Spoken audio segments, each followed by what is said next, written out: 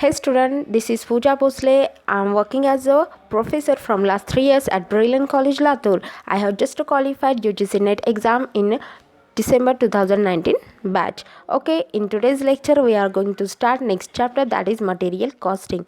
In this chapter we will see that what is mean by material, what is mean by material cost and why we have to do material costing. Okay so हमने cost accounting के first chapter में देखा था कि actually cost accounting की क्यों जाती है, what are the scope of a cost accounting. Then हमने डिफरेंस देखा था कॉस्ट अकाउंटिंग एंड कॉस्टिंग के बीच में का. Okay so in this chapter we will see that material मतलब क्या है ना. हमें सबको पता है कि अगर आपको कोई भी गुड्स प्रोड्यूस करना है, कोई भी सर्विसेज रेंडर करनी है तो आपको मटेरियल की ज़रूरत पड़ेगी. बट मटेरियल्स मीन्स एक्चुअली होता क्या है, राइट हमें ये तो नहीं पता कि मटेरियल हम एक्चुअल में बोलते किस चीज़ को है ना. तो मटेरियल एक सब्सटेंस होता है, एक पदार्थ होता है, एक चीज़ होती है, राइट जिससे हम क्या कर सकते हैं, कोई भी फिनिश्ड गुड्स प्रोड्यूस कर सकते हैं, कोई भी प्रोडक्ट हम प्रोड्यूस करते हैं. Let's see meaning of a material. देखो, the substance from which the finished product is made is known as material. कोई भी फिनिश्ड गुड्स आपको प्रिपेयर करना है, रेडी करना है, प्रोड्यूस करना है तो आपको किसी चीज़ की ज़रूरत पड़ती है. उन चीज़ों को, उन पदार्थ को, उन सब्सटेंसेस को हम बोलते हैं material. Then material is a substance which is used for purpose of production of goods and services. देखो यही बात बताई गई है कि प्रोडक्शन करने के लिए गुड्स एंड सर्विसेज की हम कुछ सब्सटेंस यूज़ करते हैं जिसे हम मटेरियल बोलते हैं. It is defined as anything that can be stored, stocked and stockpiled. देखो ये ऐसी मटेरियल होती है जिसे हम स्टोर करके रख सकते हैं, बल्क में रख सकते हैं, स्टैक करके रख सकते हैं या फिर स्टॉक पाइल करके रख सकते हैं. इन सारी चीज़ों को हम क्या बोलते हैं, material. Okay, let's see the classification of material. हमें पता है कि मटेरियल मतलब क्या, लेकिन इसका हमें क्लासिफिकेशन भी तो देखना पड़ेगा. देखो मैं आपको मटेरियल का फर्स्ट एक एग्जांपल देना चाहूँगी. हम दो टाइप के एग्जांपल देखेंगे. एक होगा आपके डेली यूज़ में का, मतलब कि किचन में का एक एग्जांपल लेंगे ताकि आपको अच्छे तरह से समझ आए, और उसके बाद हम देखेंगे एक एग्जाम्पल जो कि बिजनेस से रिलेटेड होगा ताकि आपकी जो कॉन्सेप्ट है वो अच्छी तरह से क्लियर हो जाए. Let's see the first example that is from your kitchen. देखो आप जब भी कुछ बनाने के लिए किचन में एंटर करोगे, हम यहाँ पे एग्जांपल लेंगे टी का. देखो जब हमें चाय बनानी होगी, टी बनानी होगी, तब हमें कुछ मटेरियल यूज़ करने पड़ेंगे, राइट. देखो जब आप चाय की तरफ देखोगे तो आपको एक बात क्लियर हो जाएगी कि ये चाय मिल्क से बनी है या वाटर से बनी है या फिर शुगर एंड टी पाउडर की यूज़ से बनी है, राइट. हमें ये तो पता चल ही जाएगा कि मिल्क, शुगर, टी पाउडर का यूज़ करके हमने चाय बनाई है या फिर किसी ने भी बनाई हो. हम ये क्लियरली बता सकते हैं कि यहाँ पे मटेरियल कौन सा यूज़ किया गया है. लेकिन इसके अलावा भी बहुत सारी चीज़ें हैं जो सपोर्ट करती है हमें चाय बनाने के लिए. फॉर एग्जाम्पल गैस है, स्पून है स्टर करने के लिए. आपका जो भी मटेरियल, जो भी मिक्सचर आपने बनाया होगा उसे स्टर करेंगे तो अच्छी तरह से चाय बन जाएगी, सो उनको भी लेना पड़ेगा. फिर टी पॉट है, टी पॉट में आप चाय बनाओगे या फिर कोई भी केटल होगा जिसमें आप चाय बनाओगे तो हैंडल्स यूज़ करेंगे हम. सो ये सब जो चीज़ें हैं इन्हें भी हमें मटेरियल ही यहाँ पे बोलना पड़ेगा. आप नहीं बोल सकते कि सिर्फ material milk, sugar and T powder से हमने चाय बनाई है. हमने वहाँ पे टी पॉट भी यूज़ किया है, स्पून यूज़ किया है या फिर गैस यूज़ की है. इन सारी चीज़ों को भी हमें एज अ मटेरियल ही कंसिडर करना पड़ता है. देखो ये एक एग्जाम्पल है हमारे बहुत ही नॉन टाइप का.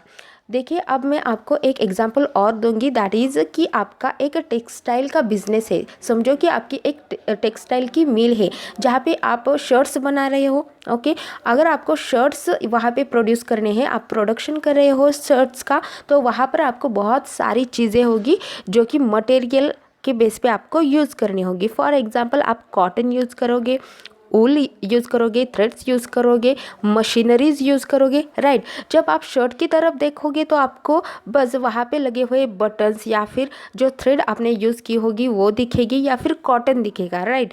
पर आप ये नहीं बोल सकते कि ये शर्ट जो बना है यहाँ पर यही मटेरियल सिर्फ यूज़ किया होगा. आपने ये शर्ट्स बनाने के लिए कुछ तो मशीन यूज़ की होगी, राइट. किसी लेबर ने उसे बनाया होगा। सो लेबर हो या मशीनरी हो, इन सारी चीज़ों को हमें एज अ मटेरियल कंसिडर करना पड़ेगा, राइट। देखो यहाँ पे हम मटेरियल मतलब क्या, जो मटेरियल जो चीज़ें आपने यूज़ की होगी उन्हें कंसिडर करते हैं, लेकिन लेबर एक अलग पार्ट होगा, जिसे हमने फर्स्ट चैप्टर में देखा था कि एलिमेंट्स क्या क्या होते हैं, राइट। जैसे कि कॉस्टिंग मतलब कॉस्ट की एलिमेंट्स कौन सी होती है, वहाँ पे बेसिक 3 एलिमेंट्स होती है। फर्स्ट मटेरियल देखा था, second labour and third is overheads, जहाँ पर मटेरियल, लेबर और ओवरहेड्स को हमें कंसिडर करना पड़ता है जब आप कोई भी गुड्स प्रोड्यूस करते हो। तो यहाँ पर मटेरियल में लेबर नहीं आएगा, तो हम यहाँ पर वही चीज़ें कंसिडर करेंगे जिन चीज़ों को यूज़ करके हमने क्या किया होगा, हमारा प्रोडक्ट रेडी किया होगा। किसने उन चीज़ों को बनाया होगा उसे हम लेबर में कंसिडर करेंगे, पर वो रेडी करने के लिए, वो मटेरियल तैयार करने के लिए और उसे सपोर्ट करने के लिए बहुत ही ऐसे मटेरियल यूज़ किए जाते हैं जिनका भी हमें यहाँ पे इंक्लूजन करना पड़ेगा, तो हमें उसे भी यहाँ पर कंसिडर करेंगे। तो जब आप शर्ट की यूज़ करोगे या फिर शर्ट के एग्जांपल लोगे तो कॉटन, वूल, थ्रेड और मशीनरीज, इन सारी चीज़ों को हम वहाँ पे क्या कहेंगे, मटेरियल कहेंगे। हमने ये 2 एग्जांपल जो देखे, ये 2 एग्जाम्पल देखने के बाद आपको ये कॉन्सेप्ट क्लियर हो जाएगी कि एक्चुअल में मटेरियल किसे कहा जाता है, राइट। सो अब बारी आती है कि direct material and indirect material किसे कहा जाए। देखो फिर से हम वही एग्जांपल्स देखेंगे जहाँ पर हमने देखा था कि टी वाला एग्जांपल, जो कि आपके लिए बहुत इजी रहेगा अंडरस्टैंड करने के लिए। देखो जब हम टी बना रहे थे तब हमने पहली जो 3 चीज़ें बोली थी, milk, sugar and T powder, जो कि बहुत ही बेसिक एंड इम्पॉर्टेंट होती है फॉर मेकिंग टी। तो जब मिल्क, शुगर एंड पाउडर को हम कंसीडर करेंगे तब इन्हें हम कहेंगे डायरेक्ट मटेरियल, जो कि हमें देखते ही पता चलता है कि हाँ ये चाय इन चीज़ों से बनी है, लेकिन जो कि सपोर्ट करती है लेकिन हमें दिखाई नहीं देती, उन्हें हम बोलते हैं इनडायरेक्ट मटेरियल। मतलब कि गैस हो, स्पून हो, हैंडल हो, केटल हो, टी पॉट हो, इन सारी चीज़ों को हम बोलते हैं इनडायरेक्ट मटेरियल, जो कि हेल्प कर रही है टी बनाने के लिए, लेकिन टी में वो दिखती नहीं है, राइट। तो इन्हें बोला जाता है इनडायरेक्ट मटेरियल। अब आपको क्लियर हो जाएगा exactly direct and indirect material होता क्या है। अगर हम शर्ट के एग्जांपल लेंगे तो फिर से हम वही बात करेंगे, कॉटन जो कि आपको शर्ट्स में दिख रहा है तो वो होगा डायरेक्ट मटेरियल, बटन्स जो कि शर्ट पे लगे हुए होंगे वो हो जाएंगे आपके डायरेक्ट मटेरियल, थ्रेड जो यूज़ किया गया है वो आपको दिख रहा है होगा, वो भी होगा आपका डायरेक्ट मटेरियल। बट कुछ तो मशीनरी आपने यूज़ की होगी ना वहाँ पे, जो शर्ट्स आपने बनाए होंगे उसके लिए, तो उसे हम बोलेंगे इनडायरेक्ट मटेरियल। उसी के साथ में हम और एक एग्जांपल ले सकते हैं। देखो मशीनरी है तो उसे ऑयलिंग करना पड़ेगा, राइट, ग्रीस यूज़ करना पड़ेगा, उसे मेंटेन करने के लिए ऑलवेज आपको ऑयलिंग करनी पड़ेगी, राइट। तो उस ऑयल और ग्रीस को भी हम बोल सकते हैं कि वो है इनडायरेक्ट मटेरियल, जो कि विथ सपोर्ट हमारे साथ रहता है लेकिन हम उसे एज अ प्रोडक्ट नहीं देख सकते, राइट। उन चीज़ों को बोला जाता है इनडायरेक्ट मटेरियल। अब कॉन्सेप्ट क्लियर हो गई होगी आपकी। देन नेक्स्ट देखते हैं डायरेक्ट मटेरियल के बहुत सारे एग्जाम्पल, ताकि आपको और क्लियर हो जाए। देखो material include not only the raw materials entering at start of production but all of the following. देखो कौन कौन सी होती है material, components part used in product. देखो कुछ कंपोनेंट्स पार्ट होते हैं जिन्हें हम एज अ प्रोडक्ट प्रोडक्शन में यूज़ करते हैं। देखो टायर्स होंगे, ट्यूब्स होंगे, जब हमें कार प्रिपेयर करनी हो, कार प्रोड्यूस करनी होती है तब हम टायर जो कि ऑलरेडी एक प्रोडक्ट है, ओके, ट्यूब्स ऑलरेडी बने हुए हैं कहीं पर, तो उसे हम कंपोनेंट्स बोलेंगे, कंपोनेंट्स पार्ट होते हैं, लेकिन हमारे लिए यहाँ पर क्या होंगे, ये मटेरियल हो जाएंगे। सो टेलीविज़न सेट का कोई पिक्चर ट्यूब होगा तो पिक्चर ट्यूब आपको पता है जहाँ पे जो कि सपोर्ट करता है, पीछे से होता है हमारे टीवी के अंदर, अगर आपको पता होगा तो उसे क्या कहा जाता है, उसे भी मटेरियल कहा जाता है। देखो नेक्स्ट एग्जांपल देखते हैं, any material used in production not Holi consumed in production process. देखो यहाँ पे एग्जाम्पल है ग्रोइंग प्लांट्स का, जहाँ पर हम फर्टिलाइजर्स भी यूज़ करते हैं। सो फर्टिलाइज़र जब हम यूज़ करेंगे तो हमें होली उसे कंज्यूम नहीं कर रहे, लेकिन प्लांट्स हमें उगाने के लिए उसकी बहुत सारी ज़रूरत पड़ती है। तो यहाँ पर फर्टिलाइज़र भी हो जाएगा हमारा डायरेक्ट मटेरियल, जो डायरेक्टली सपोर्ट कर रहा है उस प्लांट्स को ग्रो करने के लिए। Then last one is any primary packing material that is any container sold with the final product. देखो आप जब भी कोई ड्रिंक खरीदी करते हो, थम्सअप के एग्जाम्पल लो या फिर जो भी आपको पसंद है, तो स्लाइस के एग्जाम्पल लो, तो वो एक बॉटल में आती है, उसे हम कंटेनर बोलते हैं, बॉटल। तो बॉटल में आती है, उस समय उस बॉटल को भी हम क्या बोलेंगे, डायरेक्ट मटेरियल बोलेंगे। देखो यहाँ पर एग्जाम्पल्स कौन सी है, कैंस होती है फॉर टिन फूड, जो भी फूड होता है, जो भी आप यूज़ करते हैं, घी वगैरह होगा, उन्हें कैंस में हम लाते हैं। एंड ड्रिंक होगी, बॉटल्स होंगे, तो इन सारी चीज़ों को हम बोलेंगे direct material. Next, see the indirect material. Indirect material are those which cannot be easily identified with a particular cost center or cost object. It's not possible to identify that material, उस material को हम easily identify नहीं कर सकते, उन material को हम बोलते हैं इनडायरेक्ट मटेरियल। देखो और क्या कहा गया है, small and relatively inexpensive items which may become a part of finished product, for example pins, screw, nuts, bolts and thread. देखो पिन्स एंड स्क्रू जो होते हैं, अगर आपने मशीनरीज देखी हो तो वहाँ पे हम पिन स्क्रू वगैरह यूज़ करते हैं, तो वो भी एक मटेरियल का पार्ट है। लेकिन देखो एक मशीनरी में बहुत सारे स्क्रू मतलब पिन्स यूज़ किए जाते हैं, लेकिन हम किसी भी प्रोडक्ट के लिए उन्हें आइडेंटिफाई नहीं कर सकते। देखो यहाँ पर मैं एग्जांपल दूंगी आपको एक, जो कि बहुत ही इजी होगा। देखो आप जब शर्ट्स बना रहे होंगे, शर्ट आपने बनाई होगी, राइट, तो शर्ट्स बनाने के बाद हमें उसे अच्छी तरह से साफ़ सुथरा रखना पड़ेगा, है ना, कि वहाँ पे जब शर्ट्स बनाई जाती है तो वहाँ पे थ्रेड्स लगती है शर्ट्स पे, छोटे छोटे धागे लगे हुए रहते हैं, उन्हें साफ़ करना पड़ता है। कहीं बड़ी बिजनेस ऑर्गेनाइजेशन में एक ब्रश टाइप होता है जो शर्ट्स को अच्छी तरह से हम साफ़ करते हैं, उसे यूज़ करते हैं साफ़ करने के लिए शर्ट्स वगैरह, ताकि वो शर्ट्स हमेशा साफ़ रहे। तो हम ये जो ब्रश वहाँ पे यूज़ करने वाले हैं, तो हम आइडेंटिफाई नहीं कर सकते ये जो ब्रश आपने यूज़ किया है उन्हें साफ़ करने के लिए, तो वो एक शर्ट के लिए हमने कितना इन्वेस्ट किया होगा ब्रश नहीं बता सकते, राइट। अगर आपने एक ब्रश एक महीना यूज़ किया होगा, एक मंथ के लिए यूज़ किया होगा, तो आप नहीं बता सकते कि एक महीने में जो आपने 1000 शर्ट्स बनाए हैं, तो एक शर्ट बनाने के लिए आपका जो ब्रश यूज़ किया गया होगा वो कितना खर्च हुआ है, कितना घिस गया है, नहीं बता सकते हम। सो इस कॉस्ट को हम बोलते हैं इनडायरेक्ट मटेरियल, राइट। सो इस तरह से जो मटेरियल होते हैं जो यूज़ किए जाते हैं, पर हम उनको आइडेंटिफाई नहीं कर सकते क्योंकि एक ब्रश की कीमत ही होती है 20 या 30 रुपये। ओके, सो 20 या 30 रुपये को हम 1000 शर्ट्स पे कैसे अप्लाई करेंगे, it is not possible to apply, right. So हम इसे कंसिडर नहीं कर सकते हैं, इस मटेरियल को हम बोल सकते हैं indirect material. Then next, those items which do not physically become a part of the finished product, for example coal, lubricating oil and grease and sandpaper used in polishing soap etc. देखो soap मतलब क्या, कहीं products ऐसे होते हैं जिन्हें हमें wash करना पड़ता है जब वो फिनिश्ड गुड्स बन जाते हैं। वॉश करना मतलब उसे साफ़ करना पड़ता है ताकि वो अच्छी तरह से हम रख सके। कुछ ऐसे प्रोडक्ट होते हैं जिसे हमें सैंड पेपर से साफ़ करना पड़ता है, राइट। तो उन सब चीज़ों की हम कोई भी कॉस्ट आइडेंटिफाई नहीं कर सकते हैं, तो हम इस मटेरियल को बोलेंगे इनडायरेक्ट मटेरियल। देन हमें देखना है कि मटेरियल कंट्रोल मतलब क्या होता है।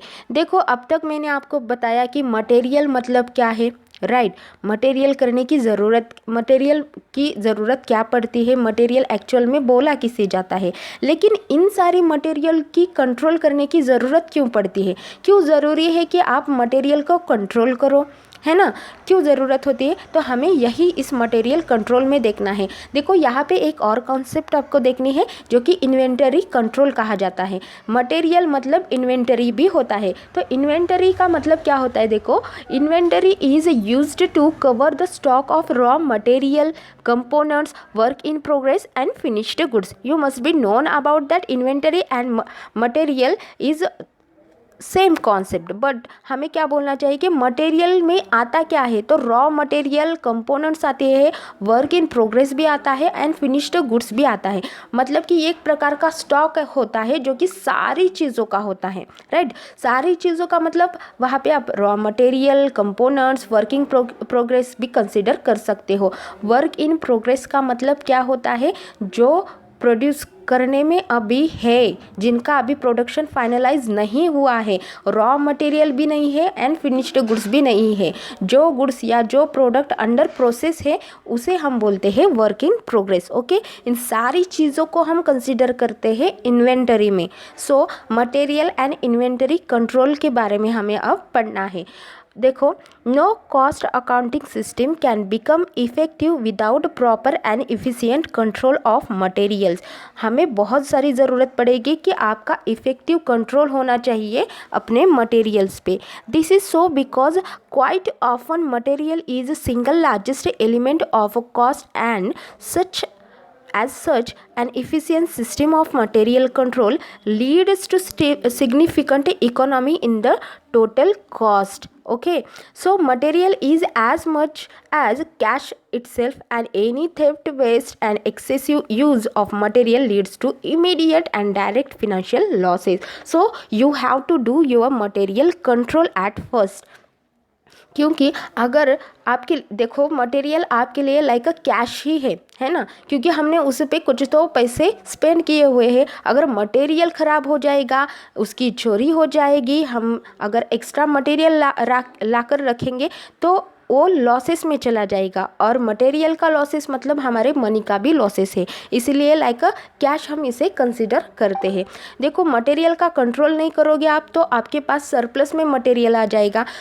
सरप्लस में मटेरियल रहना एक अच्छी बात है, लेकिन कुछ मटेरियल पेरिशेबल टाइप के होते हैं, है ना, तो हम एक्स्ट्रा उन्हें खरीदी कर कोई भी फ़ायदा नहीं होता। इसीलिए हमारे पास प्रॉपरली वो स्टॉक में होना चाहिए। देखो, मैं यहाँ पे आपको एक एग्जांपल दूंगी। केचप का एग्जांपल लेते हैं। केचप बनता है टोमेटोज से। ओके, सो टोमेटोज से हम केचप या फिर सॉस बनाते हैं। तो सॉस बनाने के लिए या केचप बनाने के लिए हमें टोमेटोज की ज़रूरत पड़ती है। पर यहाँ पर देखो, अगर आप एक्स्ट्रा अमाउंट में मटेरियल जो कि टोमेटोज़ है वो एक्स्ट्रा अमाउंट में खरीदी करेंगे तो आफ्टर 2 या 3 डेज़ वो ख़राब हो जाएंगे, तो उसका कोई यूज़ नहीं रहेगा आप अगर बल्क में उसे खरीदी करोगे तो। So you have to buy that material in exact amount. So आपको उसे एग्जैक्ट अमाउंट में ही परचेस करना पड़ेगा, अदरवाइज़ आपको बहुत सारे लॉसेस हो सकते हैं। फॉर एग्ज़ाम्पल,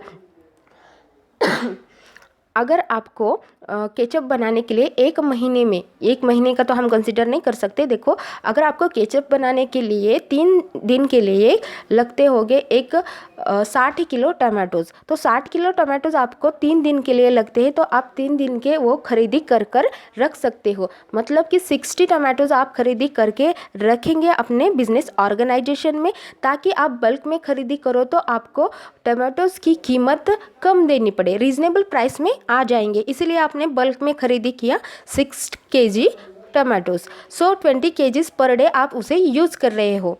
बट अगर समझो आपने अच्छी तरह से उसकी मटेरियल कंट्रोल नहीं की होगी, आपको नहीं पता चलेगा कि एग्जैक्टली कितना मटेरियल हमें चाहिए, तो अगर आपने 70 kg भी खरीदी किया तो 10 kg वाला जो टमाटोज़ होगा वो चौथे दिन में ख़राब हो जाएगा, वो यूज़लेस हो जाएगा, है ना। ये पेरिशेबल गुड्स है, आपको उतने ही अमाउंट में उसे रखना पड़ेगा जब तक वो फ्रेश रह पाएगा, अदरवाइज़ उसका कोई यूज़ नहीं रहेगा। तो हमें मटेरियल कंट्रोल करना पड़ता है ताकि हमारा इस तरह का लॉसेस ना हो, या फिर चोरी भी हो सकता है। अगर आप उसे अच्छी तरह से मेंटेन नहीं कर सके तो वो चोरी भी हो सकता है।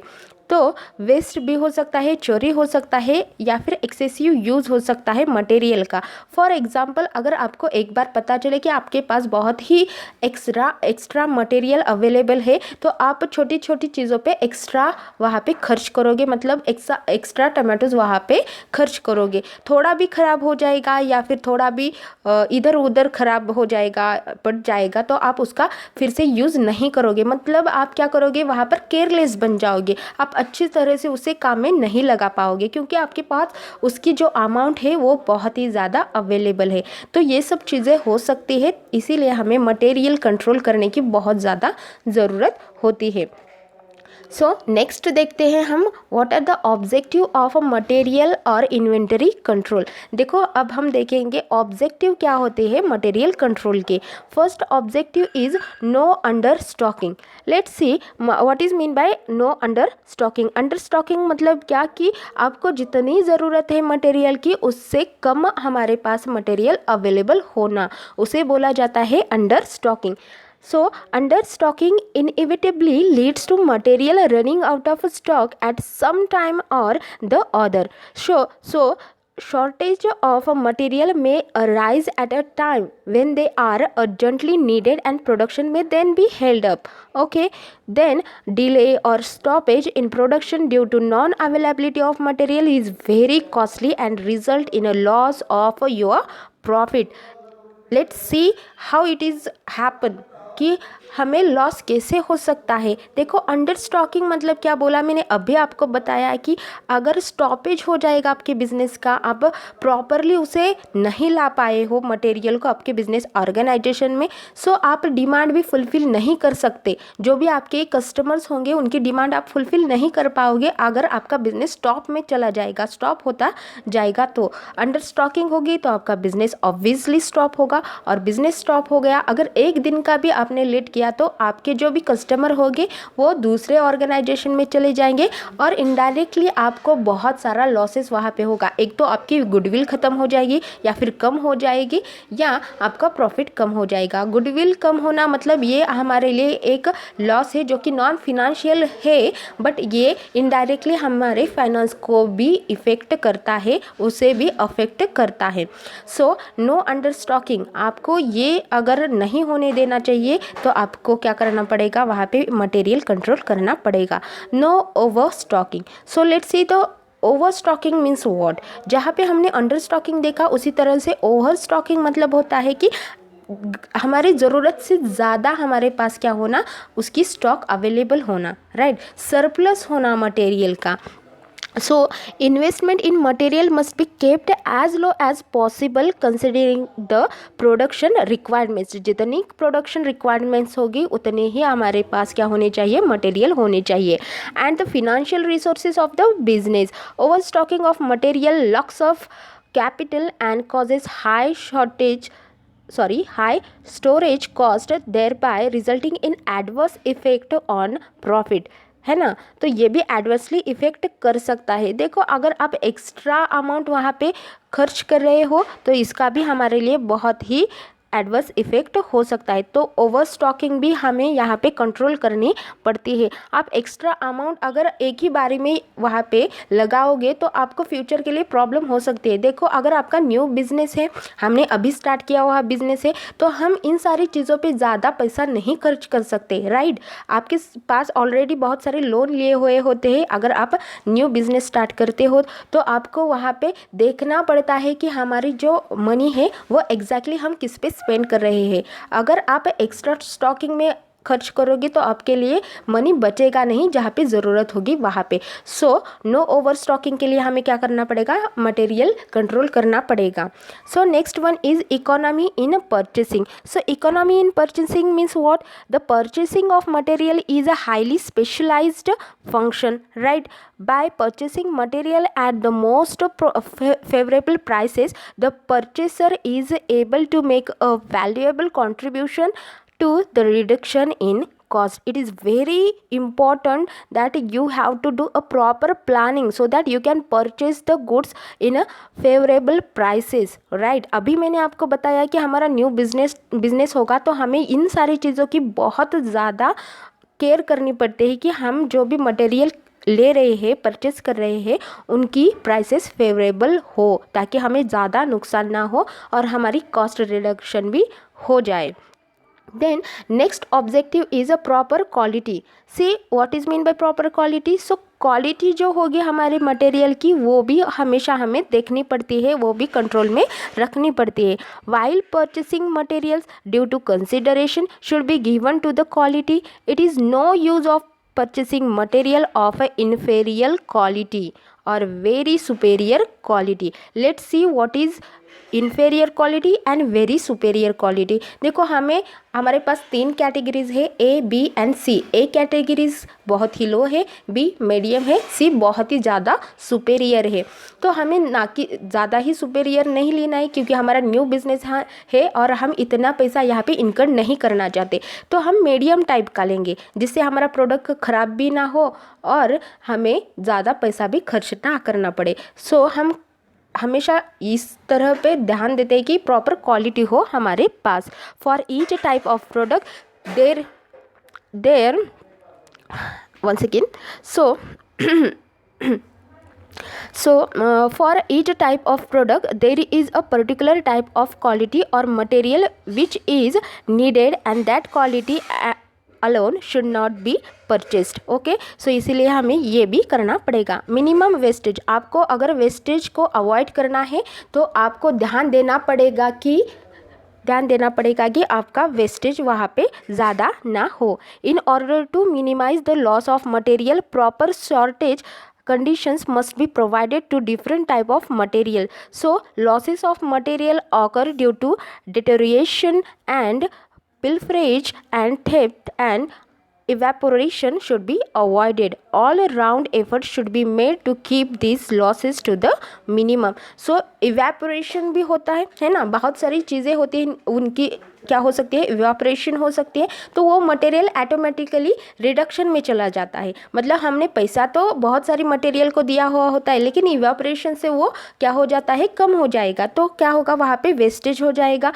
थेफ्ट भी होने की पॉसिबिलिटी है, उसकी वजह से भी हमें बहुत सारी प्रॉब्लम यहाँ पे फेस करनी पड़ती है. So you have to control that material so that you can keep the exact amount of material. So last one is information about material. After doing the material control, you can get a proper information related to material which is necessary in your business organization. So not only should material be available when required, है ना, there should also be a system to give a complete and up-to-date accounting information about the availability of a material. So देखो कि अगर आप अच्छी तरह से inventory control कर रहे हो तो आपको पता चल जाएगा कि अपने बिजनेस ऑर्गेनाइजेशन में अब कितनी नीड हो सकती है मटेरियल की, है ना. अगर फ्यूचर के बारे में सोचकर आप प्लान प्रिपेयर करोगे तो जब नीड है आपको मटेरियल की, उससे पहले हम उसे खरीदी कर पाएंगे. अदरवाइज जब ज़रूरत है तब खरीदी करने के लिए जाओगे तो आपको एक्स्ट्रा अमाउंट भी पे करनी पड़ेगी, या फिर नहीं मिले तो आपका बिजनेस स्टॉप भी हो सकता है. तो हमें इन सारी चीज़ों को अवॉइड करने के लिए क्या करना पड़ेगा, इंफॉर्मेशन अप टू डेट रखनी पड़ेगी related to your materials. And this is possible after doing a proper inventory control. Right, so thanks for watching this lecture. In next lecture we will see different techniques of inventory control. Okay.